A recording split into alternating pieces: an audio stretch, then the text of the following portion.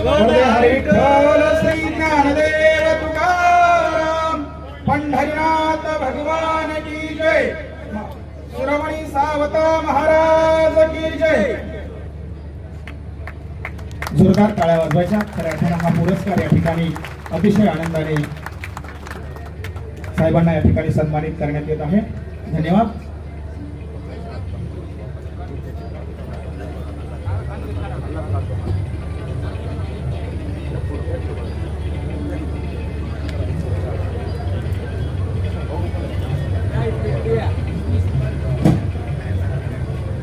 यानंतर खऱ्या अर्थानं आज मी आजच्या या सुंदर अशा कार्यक्रमाच्या निमित्तानं हरिभक्तीपरायण प्रभू महाराज माळी यांना विनंती करतो, त्यांनी आपलं मनोगत व्यक्त करावं, प्रास्ताविक व्यक्त करावं।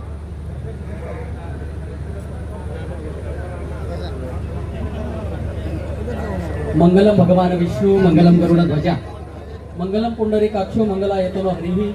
भगवान पंढरीश परमात्म्याच्या महान अस्तित्वानं पुलकित झालेल्या कुळउद्धारक संत शिरोमणी सावता महाराज यांच्या कर्मानं यांच्या समाधी स्थळानं पावन झालेली तीर्थक्षेत्र अरण नगरी महाराजांच्या पवित्र स्नानांना विनम्र अभिवादन करून आज या कार्यक्रमाच्या निमित्तानं महाराष्ट्र ही संतांची भूमी आहे। महाराष्ट्राची जेव्हा इतिहासात ओळख विचारली जाते तेव्हा ती ओळख संतांची भूमी म्हणून ओळखली जाते। पण दुसरा एक विचार या महाराष्ट्रात तसाच पुढे आला, उत्तरेत गेलं की तिकडं देवभूमी म्हणून त्या प्रांताला ओळखलं जातं। पण महाराष्ट्रामध्ये देवभूमी पांडुरंग परमात्म्याच्या रूपानं आहे आणि संत भूमी ही संतांच्या रूपानं आहे। असा वेगळा आगळा विशेष महिमा या महाराष्ट्राच्या भूमीचा आहे। याच भूमीमध्ये काम करताना सोलापूर जिल्ह्यामध्ये संतांची सेवा व्हावी, देवाची सेवा व्हावी या उद्देशानं देवाभाऊंनी ज्यांना पाठवलं ते आमच्या सर्वांचे मार्गदर्शक आणि आरणचे विकास रत्न श्री माननीय जयाभाऊ भाऊंना पाठवलं। हे देवाभाऊंनी पाठवलं जिल्ह्यामध्ये।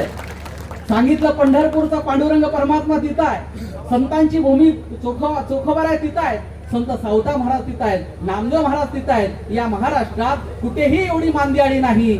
मेळविली मांदी वैष्णवांची, अशी वैष्णवांची मांदियाळी या भूमीत आहात। आणि या भूमीमध्ये आपण या ठिकाणी 2023 रोजी 4 ऑगस्टला कार्यक्रम घेतला। तत्कालीन उपमुख्यमंत्री या राज्याचे विद्यमान मुख्यमंत्री आदरणीय देवेंद्रजींनी सांगितलं, बोलवलं गेलं, सर्वच मंडळी त्या ठिकाणी मंचावर उपस्थित होती। त्यावेळेला सांगितलं या तीर्थक्षेत्राला अवर्ग देऊ आणि या तीर्थक्षेत्राला 100 कोटी राखीव निधी देऊ। तोही शब्द त्यांनी पाळला, निधीचा शब्द पाळला।